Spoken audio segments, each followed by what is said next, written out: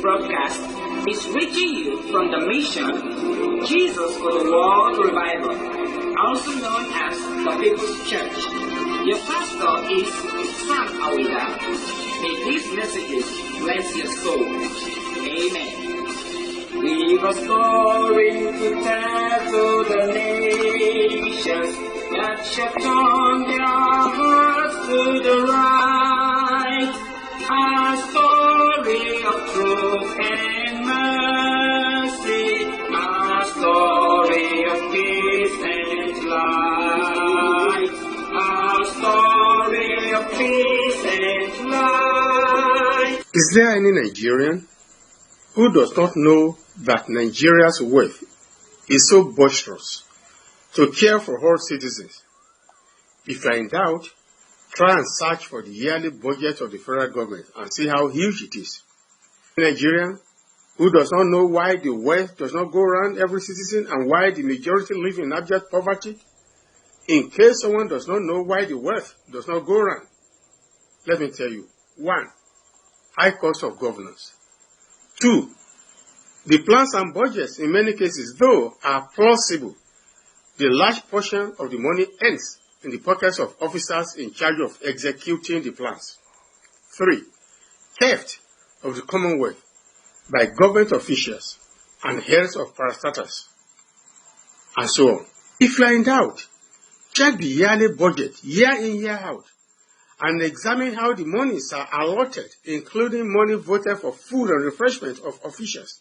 Check the staggering amount of money that various officials are accused of looting, and on few occasions, staggering amount of money that are recovered from some of them. These monies are sufficient to transform the nation, Nigeria, to one of envy, similar to any of the nations in the Western world. It is enough to make every Nigerian comfortable.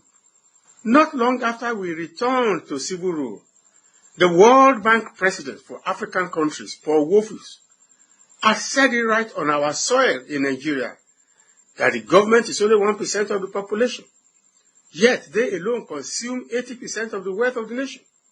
I want to believe that it is much more than that today.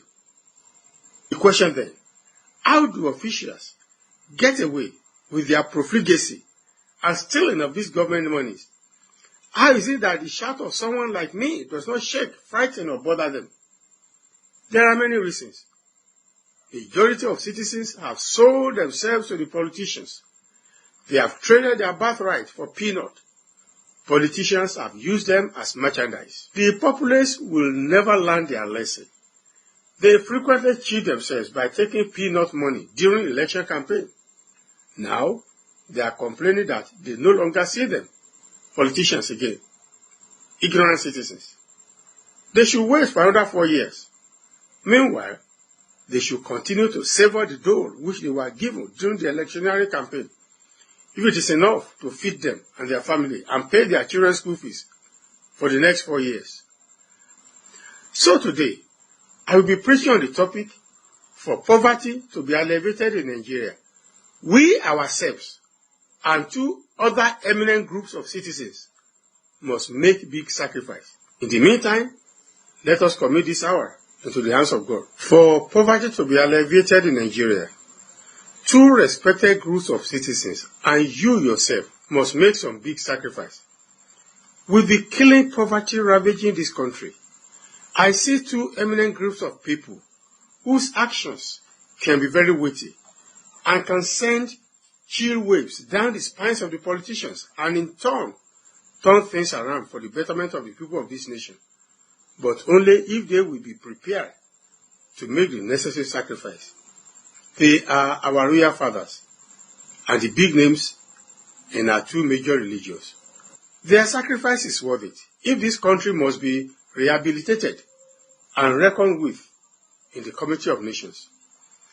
If this country should catch up with the Committee of Nations, if our reproach and shame as a nation should be a thing of the past, if poor citizens will be able to partake of the enormous wealth which God has blessed us with, then the big names in our 2 predominant religions and our royal fathers should be kind enough to do all it takes to rehabilitate this country. The greatest thing they can do for this nation is to henceforth refuse the gifts of the politicians and our royal highnesses, not to honor them with chieftaincy title any longer. Politicians are very cunning. The gifts they give the popular and big names in our religions and our royal fathers is a bait to silence them, so that they will not be able to criticize the theft of the Commonwealth. The story was told of a late most respected politician who always speak in the interest of the nation, not caring whose ox was God, but was silenced when one Pharaoh assumed leadership of the country and was in the habit of showering praises to the whole sage. When I was in the higher school, we one time invited a very top civil servant to our campus to preach at our Sunday evening service. As some of us saw the top civil servant off to his car, I commented that it should be much easier for someone in a top position like him to be able to live the Christian life. The whole man looked at me and responded, "Sam, you are young to understand what people in our position go through." To which I asked him to expatiate. He answered, "Imagine someone junior to you in the office visits you in the house, and when he is leaving, he hands 5 or 10 shillings to one of the children." I asked what was wrong with it. The top civil servant officer answered, "If the visitor had given 3 pence to the child, there might not be any suspicion, but 5 or 10 shillings is too much a gift for a child." I further asked what the suspicion was. The godly officer answered that the visitor had only done that to wet the ground for a day when he would come with a request for an undesired favor. I then asked what he would do in such a situation, to which he responded, "Take the money from the child and hand it over to the visitor." Your Royal Highnesses and great men of God on the 2 sides of the aisle, please henceforth start to do to our politicians what this top government officer will do for his visitor.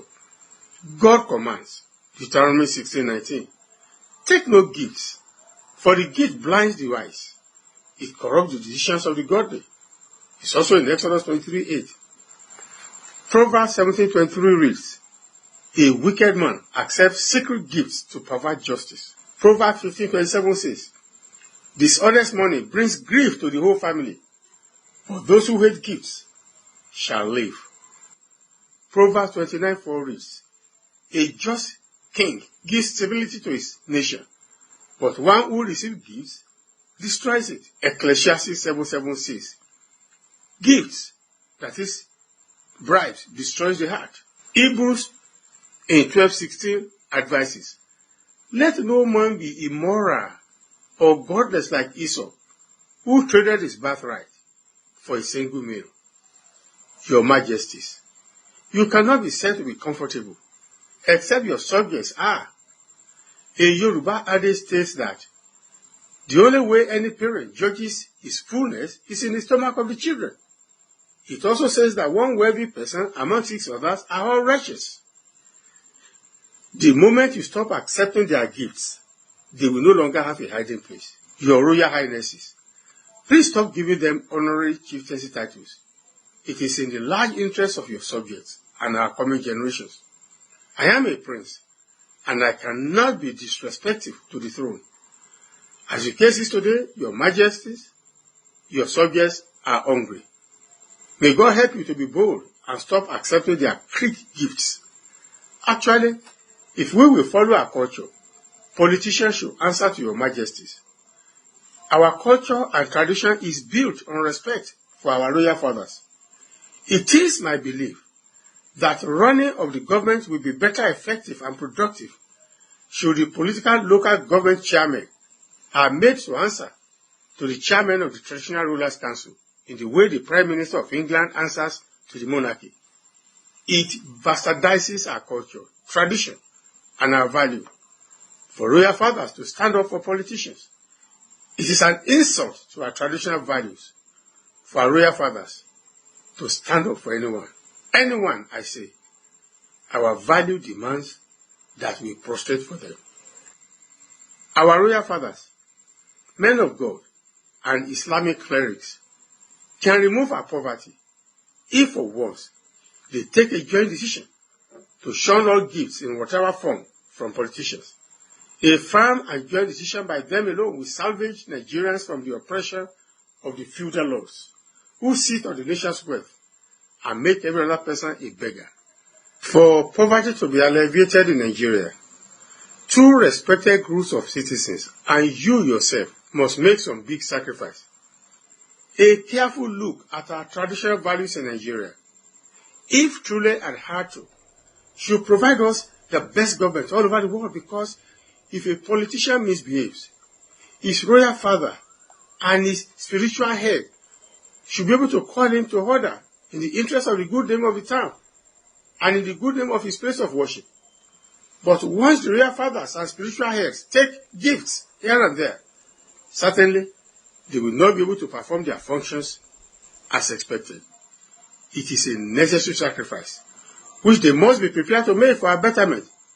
It is not sufficient that the royal fathers and religious heads live comfortably. Rather, their full satisfaction ought to be drawn with the general state of well-being of their subjects and their congregations. A just king gives stability to his nation, but one who receives gifts destroys, says Proverbs 29:4. Jesus Christ is our high priest and high shepherd. Many times, I wonder whether the people who assume the position of shepherds today in our two major religions actually understand the responsibilities placed on them. They should ask themselves, were Jesus to be physically present in Nigeria today, whether he will be watching as ravages the length and breadth of the country and not take any action, as poverty is making citizens to dip their hands into sin due to vicissitudes of life, which will eventually make them to lose heaven. Let the big names in our religions ask themselves, confronted with what we are facing meanwhile in Nigeria, if Jesus will ever take gifts from the politicians. Let them sincerely ask themselves, if Jesus will ever ask the politicians to build house of worship for them. How do you expect the conscience of any politician who financed the building of a house of worship to be troubled, in spite of the difficulties which the citizens are passing through? The big names in our religions cannot be bothered so long as they are comfortable, living on the offering of the poor congregations, making them further dry, and living on the benevolence of the politicians and government. Let me tell our religious leaders on both sides of the aisle who drive vehicles gifted to you by the government or politicians that you are driving on the blood of fellow citizens who are deprived of good medical services and basic necessity of life. I understand that the heads of religious houses who have big weak politicians in their houses of worship are spoiled with money and various gifts, and where this happens, such religious leaders turn their eyes off the robbery of the Commonwealth by the politicians. No wonder appeal, cry, and all efforts by someone like Pastor Samuel Aweda for religious leaders to team up and rehabilitate Nigeria is met with scorn and laughter. The retirement packages of pastors of certain denominations are very unfair to their poor congregations. When they are so spoiled, how can they understand what their congregations are passing through?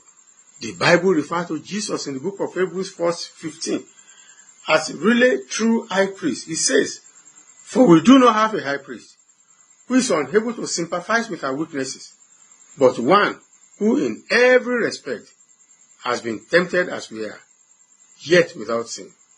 Certainly, our priests of today are not good representatives of Jesus. The retirement benefits of their officers, particularly the big denominations, are enormous.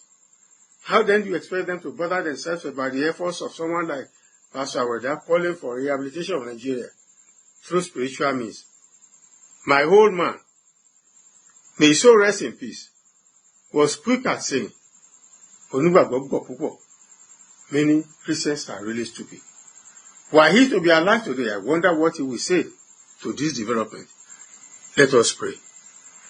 Father, today, I pray, as I always do, that those whose actions can be weighty, who can send chills to the spines of the political leaders in this country. Father, let them take the necessary action quickly. Let them stop accepting their gifts because it is bait, it is creep gifts, so that everybody can eat well in this country.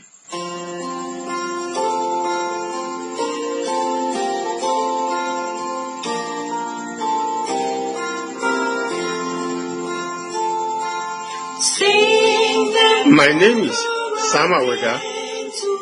I am the pastor, Jesus for the World Revival Mission, also known as the People's Church.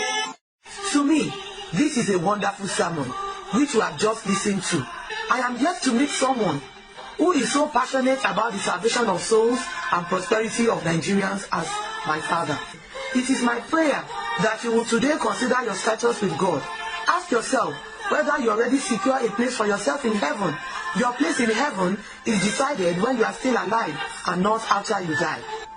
Contact us today for all your spiritual needs on 0810-041-6347. And do not forget to tune to this same station, same time next week. Invite your friends and relations as well.